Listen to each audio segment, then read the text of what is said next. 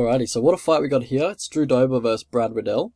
So both these guys like fighting on the feet. Both have a kickboxing background. Drew Dober comes in as a southpaw. He likes to forward pressure his opponents, press them against the cage and then look for his shots there. Cuts off the cage well and then puts combinations together, as you saw against Alex Hernandez, which would probably be the best example of that tendency that he has. But he's more light on his feet. Brad Riddell, he's more flat-footed, but both these guys like to fight in close, like in the pocket. And Brad Riddell, in the pocket, he likes to keep everything tight. He's got very tight hooks. Nice check left hook, or just the counter three. He will, go to the body with it, left hook to the body, or left rip to the body, sorry. He will go for a right rip to the body, which he'll probably do against the southpaw. He'll probably go for the right rip to the body, and then the left hook up top. His combinations are quite fluid when he does let his hands go, when he's not just trying to snipe at distance. In the pocket, he does have nice fluid combinations, but he does have a habit of leaving his hands low when he's exchanging in the pocket, and I think he got caught with Jamie Malarkey with that, I think it was a left hook onto the chin. But yeah, it's just very dangerous against a guy like Drew Dober, who has the chin plus the power advantage against Brad Riddell, so that is quite a dangerous habit to have. And Drew Dober, he's very comfortable in the pocket as well. Good vision in the pocket, good head movement. Very comfortable, in close. And he has a nice straight left. He'll, go for the right hook and then the straight left as well. At distance, he likes the counter two over the kicks, which I believe is how he caught Nasrat Haqparast. Nasrat was going for a naked kick, and then I think he landed a straight left over the top, but I'm not 100% sure. But he does have a nice counter two at distance anyway. But when he's just looking for the straight left at distance, he can telegraph it a little bit. He takes a huge step in with his lead leg, and he doesn't set it up with anything like a jab or anything. He just kind of takes a big step in just to try and close the distance. But yeah, that step in, it is quite exaggerated, and he does, telegraph that left hand a little bit, which is something that Brad could definitely get the read on. For Brad at distance, he likes to step in too as well, but he doesn't take, it isn't as telegraphed, and he likes the body kick and the high kick versus southpaws. I'll skip the grappling. I don't think any of these guys, they have a bit of grappling, but I don't think they're going to use it in this fight, honestly. I had these guys win fights, so for Brad Riddell, he has good range control. He has a decent chin as well, but I do believe Dober has the chin advantage. I mean, I think he has a granite chin. Like, just look at it.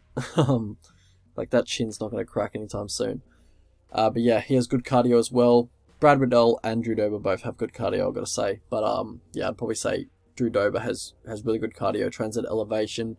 Even when fights include a lot of grappling, he still has good cardio. Carries his power for 15 minutes or 25 minutes, however long the fight lasts. And he does have one punch KO power in his left hand.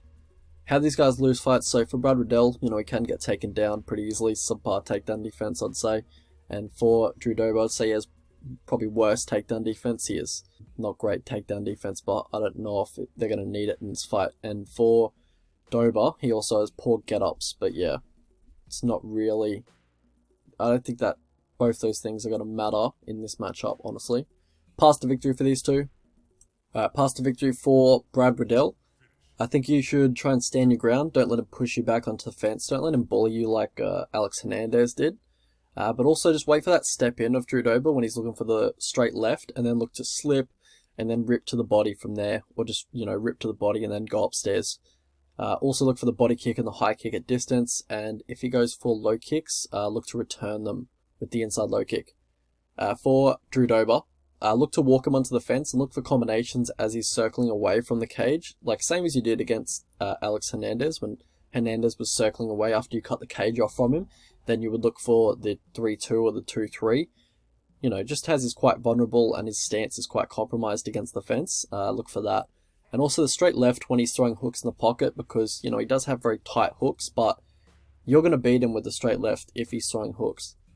Also look to throw a hard 2 when he's, throwing naked low kicks or naked body kicks. Look to really punish him for not setting those kicks up by throwing a hard 2 down the middle. And I think both these guys should mix in the takedown attempts.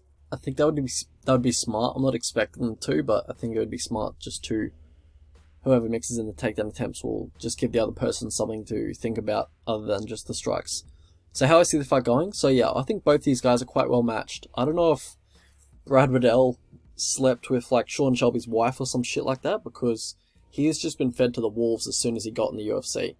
Like, they obviously think quite highly of him, but he's had very tough competition. They try to match him up with Gregor Gillespie last match.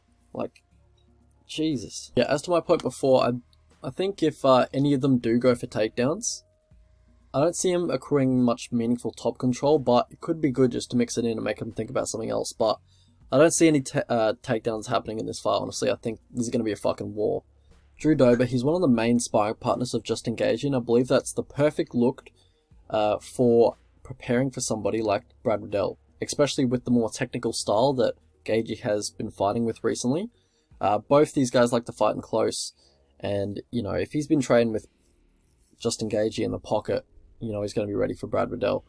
If Brad's going to trade with Dober in the pocket, I think Dober has the chin and the power advantage, so I can't see it going well for Brad, but, you know, he can hold his own, absolutely. Brad does have good chin, but I think he's going to get cracked in the pocket if he fights like he usually does. And 5 of Dober's last 7 fights have been by KO, and I think he does get another one here. If Brad's going to fight in the pocket, I think he does get KO'd, but he does have the advantage at distance, I believe.